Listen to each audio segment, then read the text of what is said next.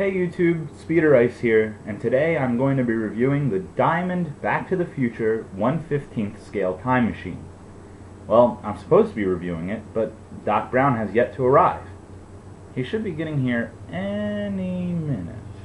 There he is! Wait a minute.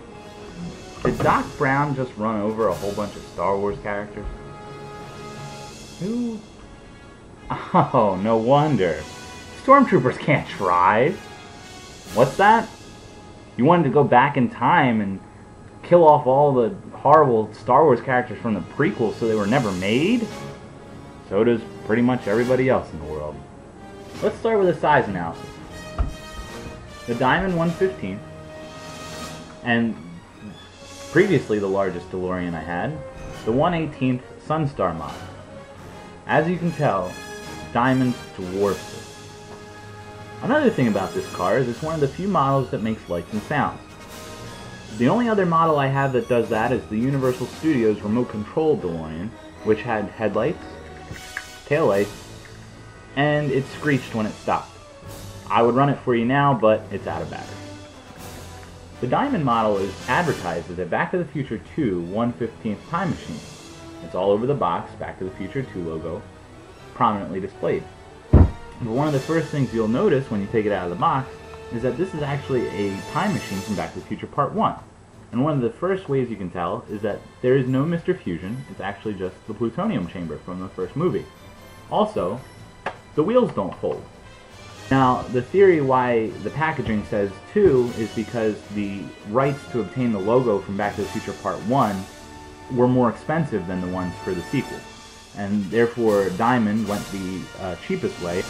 Another thing that you'll notice on the box is that the word DeLorean doesn't show up anywhere. It's actually called a 1/15th scale time machine. And that's one of the other things people were very quick to pick up on. The DeLorean Motor Company logo is nowhere to be found across the front of the car or on the wheels. Usually you'll find DMC written either here or here. And also the word DeLorean is nowhere to be found on the back bumper.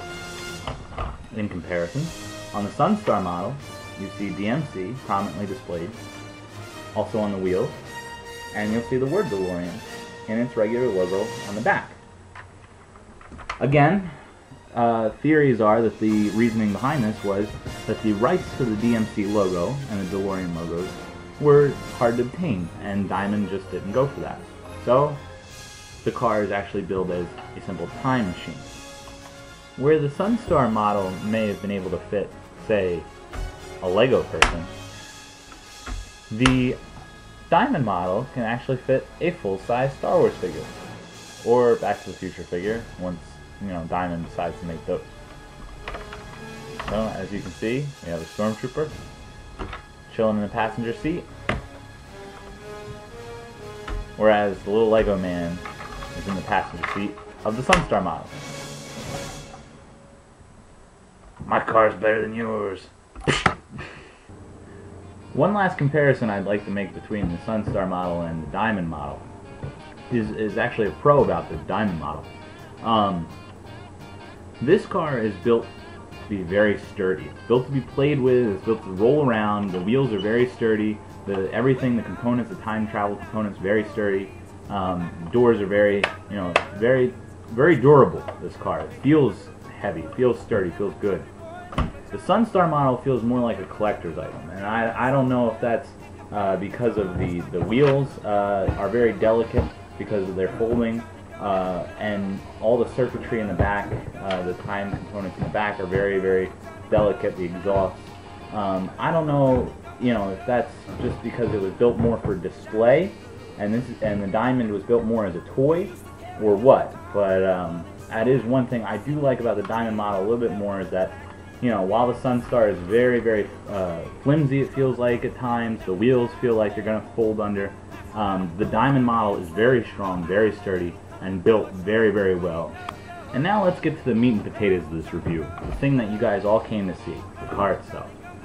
Diamond took every care possible to make sure that this car was movie accurate, and movie accurate in a very good way. It's big, it's sturdy, as I said before. The wheels, the doors open, the wheels spin on both sides, and also the hood opens. And that's the first thing that you guys are going to want to do once you purchase the car. You're going to want to open the hood and turn it off of Try Me mode. It has Try Me mode off, so it makes no sound, and Play mode. So to activate a sound, what you're going to want to do is push this button here. Diamond made it really easy. You don't have to search around the car for any hidden buttons underneath or anything like that. It's this big silver thing that looks like it belongs there anyway. I mean, some movie buffs may be upset that there is a big silver thing in the middle of the back here that wasn't there before, but it kind of blends in with the rest of the car. I mean, at least they tried. Sometimes, you'll have buttons that are here, or somewhere that doesn't make any sense. At least back here it makes sense. It's a nice sturdy button, and you just push that down, and you have sound. And I believe that sound was the opening of the doors. That sound should be time circuits on, and as you can see, the flux capacitor is fluxing.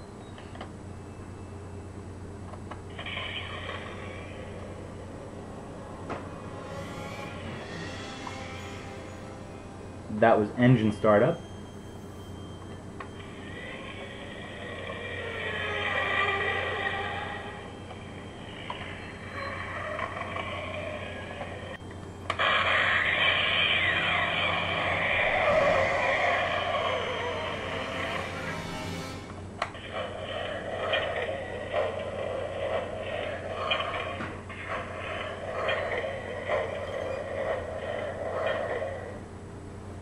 I believe that one is car trouble.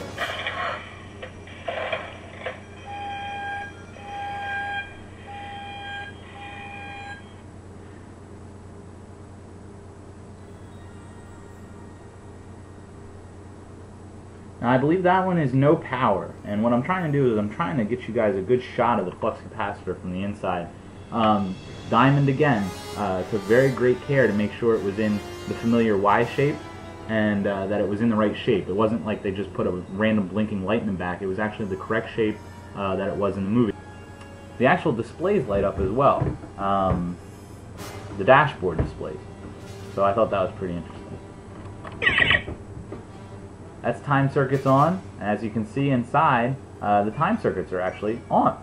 Which again, I mean, that is great care by Diamond in order to make sure that that was movie accurate.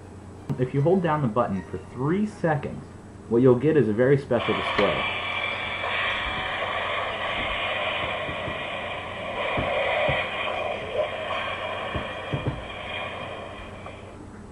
So as you can see, that was the car actually traveling into time.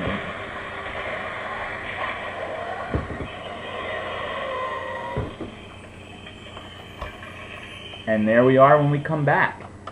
Well, to conclude, I have to say that the Diamond 1/15th Back to the Future time machine is absolutely every Back to the Future fan's dream car. I really wish I had one of these suckers when I was a little kid. This thing makes me feel like a little kid, and I absolutely love it, and I can't recommend it enough. Just to recap, if you're going to name something Back to the Future 2, at least try to make sure that it's Back to the Future 2 specific. This is clearly a Part 1 DeLorean, so please don't be fooled by the packaging. If you are looking for a Part 2, I believe there's one coming on the way, so wait it out. And also, Diamond, if you're going to go, if you're going to make something that's this beautiful and this specific, please try to make sure you get the DMC logo. I mean, it's a very little minor detail, but a lot of people really want, 100% accuracy. And if you're going to go this far, at least go, all the way. Don't go 85%. Some of the smaller DeLoreans have that logo. They went all the way. The Wellies models come to mind. And a car this size should have all the details and all the different logos. Well, 2 thumbs up from me. Definitely a must-buy for any fan. And I'll see you guys in the future.